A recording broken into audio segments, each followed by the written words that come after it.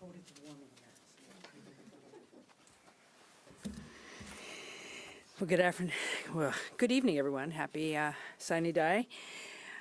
First off, I want to thank all of you for your hard work. Short session's always very intense, so appreciate the coverage and all your inquiries all session long. I want to thank legislators for working to deliver for Oregonians this session. And as I was walking down here, I think we should all remember everyone being back in a completed building, a completed Capitol, the new rooms, the ability for people to meet, the ability for legislators to share a meal in their lounge and talk with each other in ways that up until now, over the last few years with the renovation, was not possible. And the fact that my office is also here in the Capitol helped me also have different meetings as well. I think the kind of tone and success of this session is in part because people were able to spend different time together because the building was done. And for those of you who work here, I think you understand that. So while the president creates a lot of chaos and sends a lot of things towards the states, trying to make things very difficult, Oregon leaders here in the legislature this session stayed focused on protecting essential services, expanding housing, strengthening our economy, and providing new tools to push back on the Trump agenda. Faced with a budget shortfall that was driven by President Trump and congressional Republicans, leaders here in the legislature prioritize steady, responsible governance. And I want to congratulate them on that. As for my 3 bills that I introduced at the beginning of the session, there was strong bipartisan support for my bills. One, creating a pathway for more affordable housing for seniors and manufactured home parks. A bill to cut red tape for our behavioral health workers so we can get more people doing the work they need to do to help Oregonians. And my economic development bill that will help us grow and maintain Oregon businesses, be more competitive with other states, and create good jobs. Together, everyone here in the building tackled the issues that Oregonians care about most. We've stabilized the Oregon Department of Transportation budget. We need to launch a long-term bipartisan conversation about what comes next, and there's more to come on that. You have all, I think, probably received the press release that my office sent out a few minutes, well, about an hour or so ago now, highlighting dozens of bills that I think speak to the focus that legislators brought to this session, delivering those results for Oregonians that they needed to see. And you'll probably figure out that if those bills are referenced in my press release, probably high likelihood that I will sign them. So with that, I'm happy to take any questions. Governor Kotek, Ariel Yakubazi with Coin 6 News here. Good to see you again. Good to see you. So if you could kind of give some insight into the move for the gas tax vote, what you think might happen, and coupled with that, are you at all concerned with being on the same ballot as it? Well, at this point, with the passage of 1599, my understanding is that will be going to the May ballot. Now, I also understand there's pending litigation, so I'll probably stop there. So I can't really say much more about that. Curious what your role was this session. How, like you mentioned in the beginning, being back in the building changed it for you. How often were you meeting with lawmakers? Where were you meeting them? What was the dynamic between you and the legislators this session? Well, as you probably all know, I have consistently, since becoming governor, and did this when I was Speaker of the House as well, met regularly with Republican leaders. The difference this session, being able to do it in person in my conference room in this Capitol. So just the ability to know that people could pop down the hallway and have a meeting with me, it just creates a different environment. Even before the session started, I created a series of meetings with our Republican leaders, with the Senate President and the Speaker of the House to talk about the ODOT budget hole. We probably had 3 or 4 meetings, evening meetings in my office, talking about how we were going to solve that problem. And there was good hard work also done with a series of legislators working from the Ways and Means angle as well. And by the first week of session, there was a compromise of how to solve the ODOT budget hole. It's not a long-term solution, but it does get the Oregon Department of Transportation through pretty much the end of next year until we come up with some longer-term funding solutions. So I think that's an example of when people are sitting down together, having some snacks, talking over some hard issues, we develop rapport, and then it can be compromise. As you heard from Senator Starr, not everyone liked the decision on how to solve the budget crisis in ODOT, But we all came together, figured it out, and it was a true compromise. Governor Kotek, I'm Victor with K2 News. So, both sides seem to be pretty happy about balancing the ODOT budget without raising taxes. So this gas tax, is this sort of like this long-term solution? Do you strongly believe that? And the other question I also have, so budget cuts were way less than expected. What played into that, and why warn of 5% and 2% cuts if that didn't happen? Thank you for the question. So we'll start with the ODOT budget. So it came into session with because of the referral, the taxes that were passed in last year's special session were frozen. So there was approximately a $300 million hole for ODOT. And like I said, people came together with a compromise. Those were still tough choices. And you'll notice if you look at Senate Bill 1601, which is the overall budget rebalance bill, it will show you the things that had to be done to balance the ODOT budget. And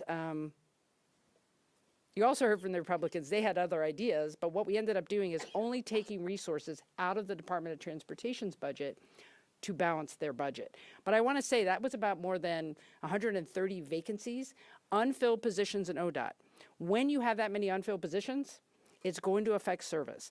I spent some time last week with the regional maintenance crew here for ODOT here in Salem. They showed me their trucks, all the rigs. These are very complex pieces of equipment. They don't have enough people to run some of this equipment. That's what vacancies mean. Also, that compromise for ODOT meant taking money away from projects that will not happen, projects that are important for safety and other things across the state. So when people say that somehow there was an easier way to do this, this was also a difficult way to balance the ODOT budget. It's not also a long-term sustainable discussion of how we fund transportation infrastructure in the state. So I fully anticipate we will be talking about that again in 2027. As it relates to the overall budget, coming into legislative session, there was a budget hole, $600 million. People were asked to do reduction lists of 2.5% and 5%. My agencies were asked to give to the legislature cut lists. Legislators looked over those closely. The reason that you don't see the types of cuts is for two reasons. One, they worked hard at looking at other ways to balance the budget without taking essential service cuts. Again, when you take vacancies and other things in other agencies, it will have long-term impact, but that was their first choice. Then they passed Senate Bill 1507, which is the disconnect from some of the Trump tax cuts. That raised over $300 million. That helped them avoid cuts to K-12 education, universities, and community colleges. So those two things come together to be able to balance the budget. That was a lot of hard work on behalf of the legislators, and just want to remind everyone, because of the Trump tax cuts, the 27-29 biennium budget is even more challenging because of some of the changes in Medicaid. So I'm glad we are where we are. We have balanced the budget. We have maintained and protected essential services, and there are more budget challenges ahead of us. Governor, one of your priorities is economic development right now. I mean, what I have heard from a lot of sort of business-oriented groups in the building is we like a lot of what is in Governor Kotek's bill, but at the same time, Democrats are doing counterproductive things. They don't love the depreciation piece of TLT increase or shifting money away from tourism spending. I mean, there's a lot of things where people are saying, we're not sure if this isn't on net a counterproductive session.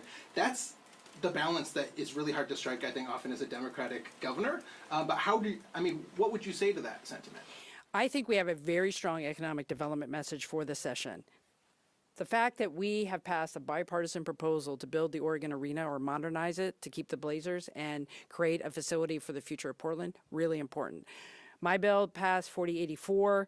We're going to have fast track permitting here in the state where we can invest and show a pathway for large economic development around the state. There's money for regional infrastructure.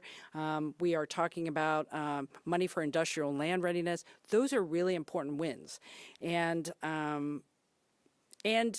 this budget environment created a very challenging dynamic. I would argue it is also good for the prosperity of this state when we can fund this biennium, our schools, our universities, and our colleges. That would not have happened without a targeted disconnect from some of the Trump tax cuts that are represented in 1507.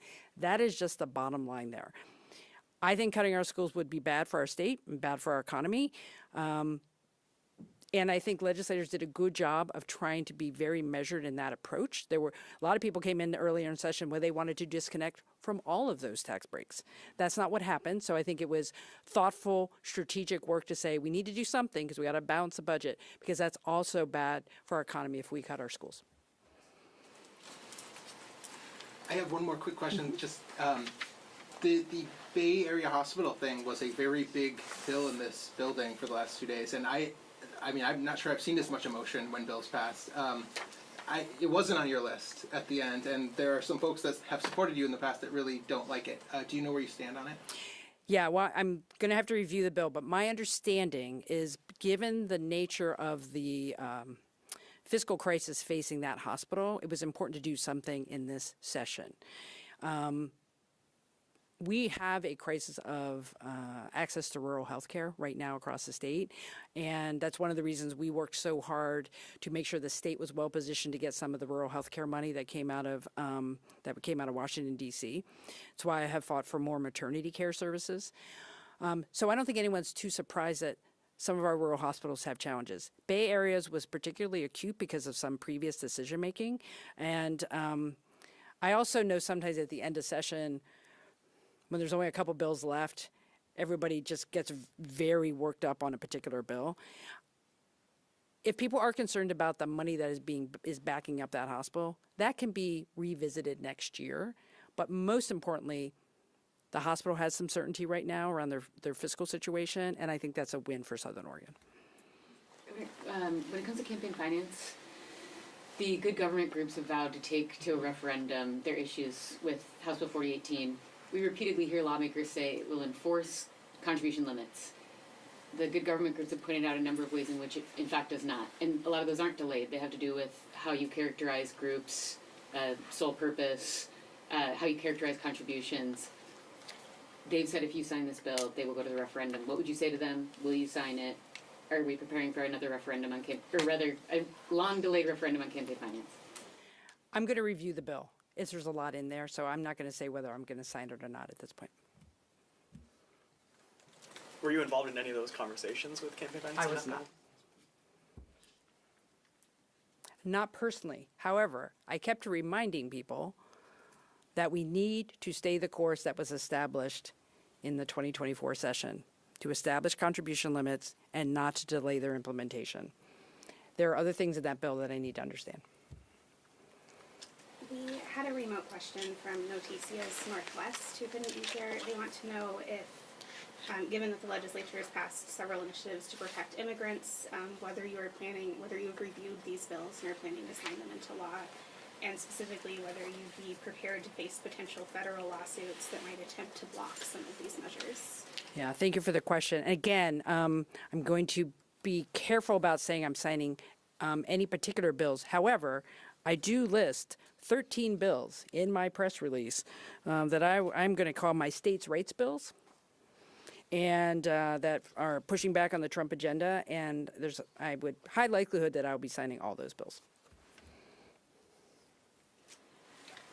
We've seen some confusion from progressives and conservatives in this chamber on some of your efforts on economic issues.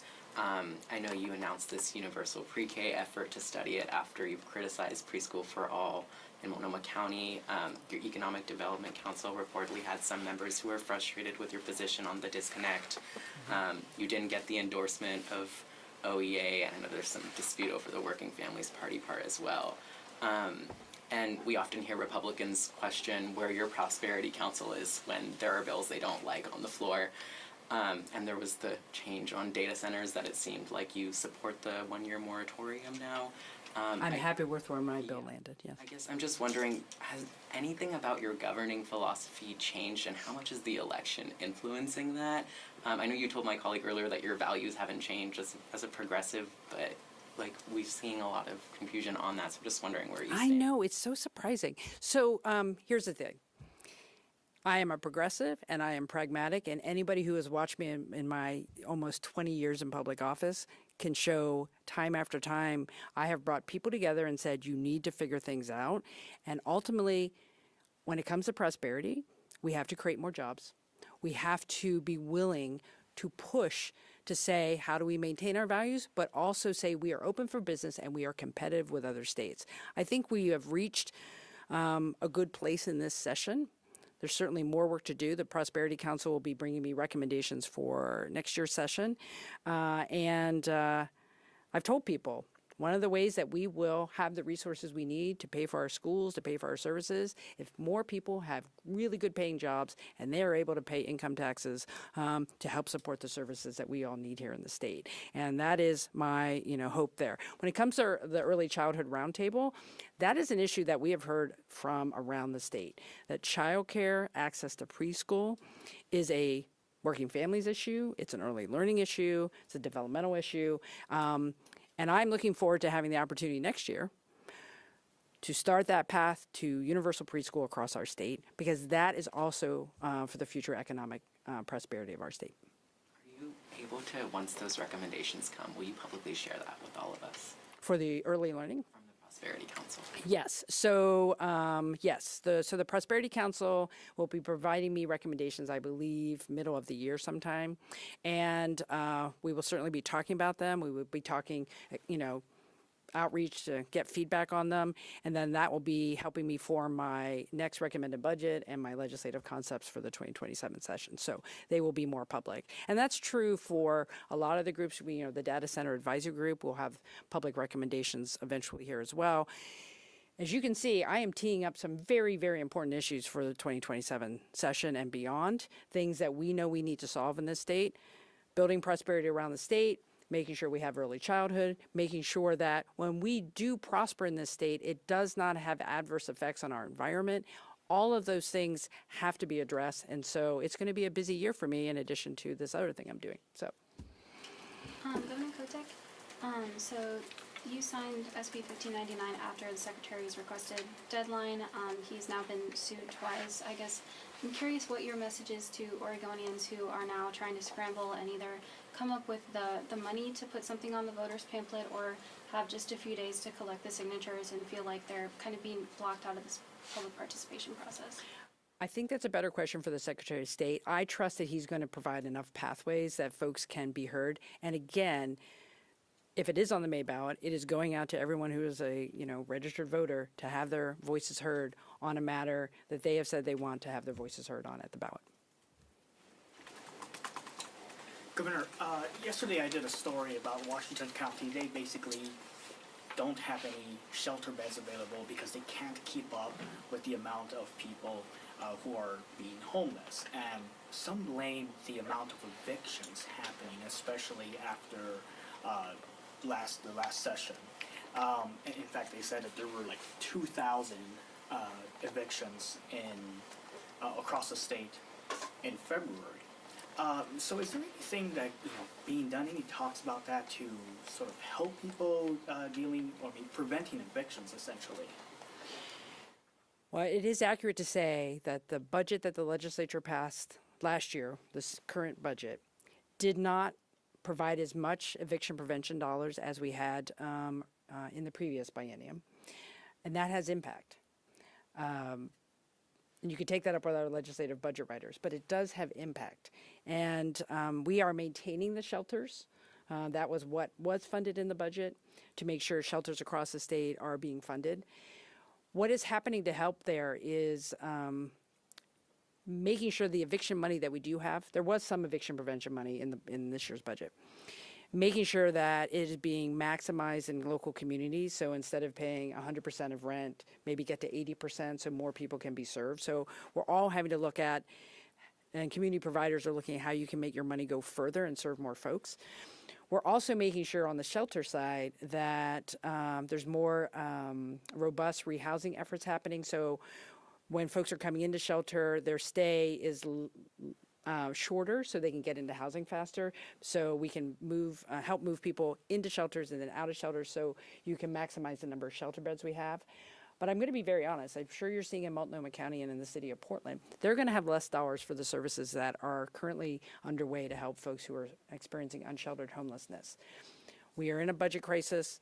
We're going to see some of that. And so what I would urge Oregonians across the state, we've built a system that is working for folks. We're going to have to do more. We're going to have to dig deep. We're going to have to figure out how we can do as much as we possibly can with the dollars we have, because it does not get easier in the next 2-year budget because of the changes in Washington.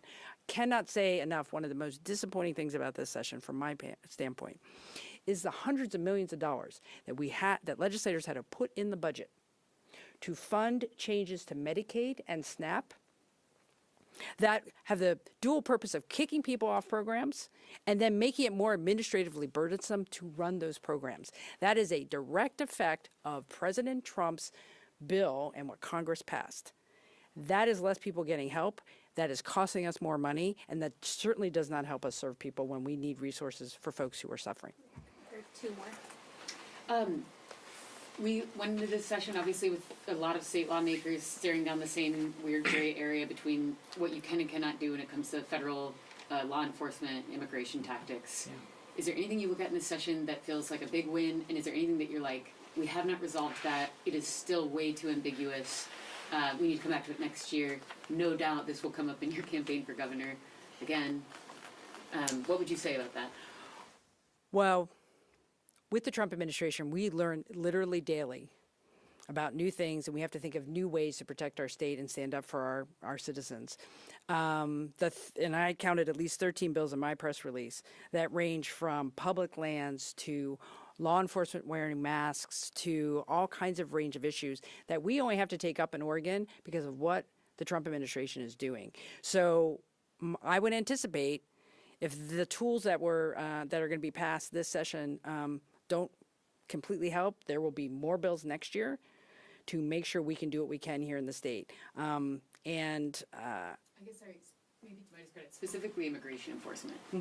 Well, I think the ones you're seeing that folks have worked hard to understand what we can do as a state and try to push in an area that, frankly, we didn't think we'd have to deal with, like federal agents, for example, wearing masks. There's a bill to address that. Making sure that when people come to your home that they actually have to have a warrant. It's surprising we actually have to have legislation for this, right? So other things around discrimination, healthcare facilities, educational settings, all of these things, legislators put their best foot forward. They said, let's try these things. They're going to come into law, see if they work. If we not, we'll be back next year. We have to protect our communities. We should not be having these kind of due process conversations in our state. Just to follow up on that, there was an interesting bill that passed the House both this session and last session that Representative Evans pushed that would have clarified the National Guard's role. It didn't pass the Senate, so it's kind of a moot point. But I'm curious if you got engaged in that conversation at all, or if you would be supportive of that concept. Yeah, I saw that bill and really appreciated Representative Evans and others bringing it forward. It's exactly what I was doing in Portland. Pushing back on the Trump administration, saying the Oregon National Guard should not be used in situations like the president was trying to do. And we did win in the courts. And as a governor who will continue to do that, right now we don't need the bill. Maybe in the future we would, depending on who has this job. So I can anticipate it would probably be back next year, depending on how the elections go. Governor, do you think the Blazers should have any amount of fiscal responsibility for the Moda Center renovation above and beyond, I guess, cost overages? Oftentimes we see NBA teams paying for a piece of their arenas or arena renovations, and that doesn't seem to be part of the plan this time. Well, what's interesting about the current financial arrangement with the Blazers in Portland, the NBA actually pays the city of Portland to have the Blazers. There's money coming into the city of Portland for the arrangement for the Blazers to be there. So it's not just people taking money out of Portland. There is money coming into Portland from the NBA to have the team there. This is a publicly owned facility. Moda Center, Oregon Arena, however you want to refer to it, that will be modernized without any new taxes. And that will be our asset, ours and like the global public. It'll be our asset. Now, the primary tenant is the Blazers. We still have to negotiate a very, I think, complex deal, but we're going to get the best deal we can for Oregonians who will want to see their team playing in a modern facility that we own as the public. And it's a unique deal compared to other states, but then we don't have sales taxes and other things. So I believe that this is a great first step. We're going to get the best deal possible for Oregon, and the economic impact of keeping not only the Blazers, but all the activity at the Moda is really important for the state. Like, no. you don't necessarily believe they need to have a more sizable role in funding it. Well, the income for the folks who play will help fund the debt service for the facilities. So that's a pretty unique role. So there is input to make this happen, but the deal still hasn't been inked. This is the first step in saying we're going to have a modern facility. We're all trying to figure out how to do that. Now you got to come to the table and get the best deal possible. Thank you, Governor. Thanks, everyone. Governor. Have a good Appreciate it. evening.